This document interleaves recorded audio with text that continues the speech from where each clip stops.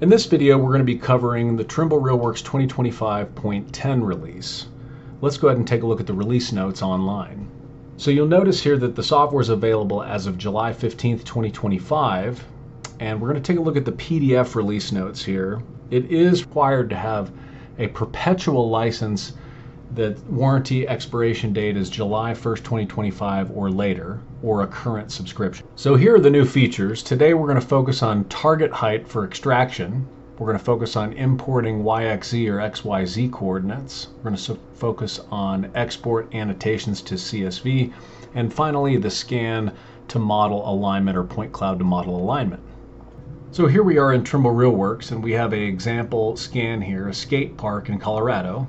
And you're going to see I'm just kind of toggling through, taking a look at things. We have unmatched targets, and we have a bunch of scan stations and 3 topo stations representing the coordinates in the real world, projected coordinates. You can see there in the properties.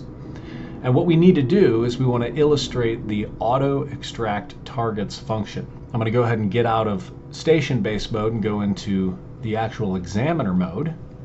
And we're going to take a look at what we have going on here. We're going to go to registration. We're going to highlight the scan in question. In this case, the scan that we're holding is leveled, and we're going to auto extract targets.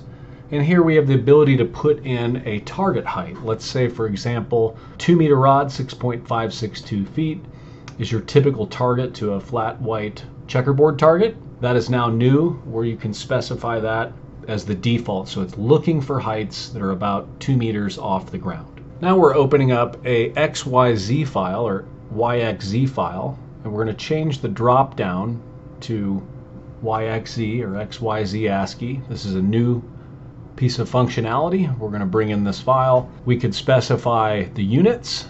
If it happens to have intensity, color, or normals, we could include those. For now, these are just coordinates, easting, northing, elevation. And you'll see here now that the point cloud is in, whether this is a point cloud or just CAD points, for instance, those could be brought in with no problem to RealWorks in 2025.10.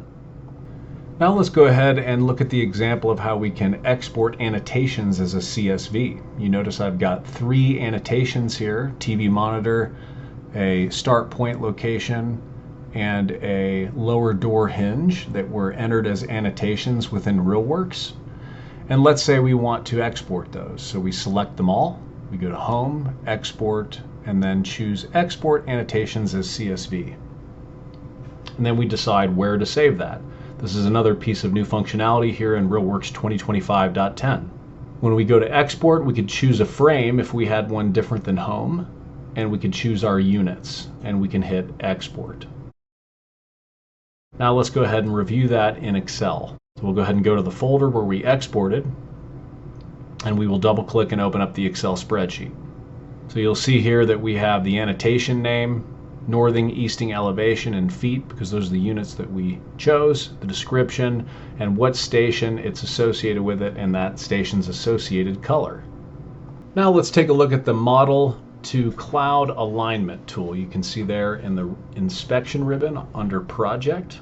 Right now I'm selecting the point cloud and showing you that, and then selecting the model itself, and those two need to be aligned. So what do? We want to go ahead and select them both. But first here I'm just showing you that there's a bunch of entities, individual entities making up this IFC model. Now that we're back at the root, we're going to select the folder representing the totality of the IFC model and the point cloud in question, and we're going to click on Model Cloud Alignment. Once the window opens, you've got a step 1 and step 2. You could choose to manually move things. In this example, and in every example, I think I'm going to automatically try to use the magic wand to best fit. You notice there that I also toggled the intensity off and on, because that can be useful in helping you see your moving cloud. Once we click the magic wand, you'll see that it actually aligned quite nicely. And we'll go ahead and zoom in here to take a look. If you needed to move manually, you could hit the yellow opposing arrows for translate or pan, and you could hit the rotate to the right of that to rotate.